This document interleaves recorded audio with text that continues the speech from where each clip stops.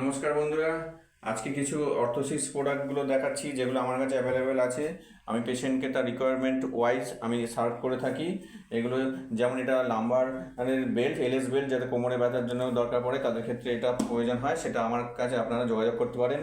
আমার কাছে আরও প্রোডাক্ট আছে যেগুলো এটা হচ্ছে সার্ভাইকাল ট্রাকশনের জন্য। এই সার্ভাইকাল ট্রাকশনের জন্য যে সেট পাওয়া যায় সেই পুরো সেটটা আমার কাছে আপনি পেয়ে যাবেন।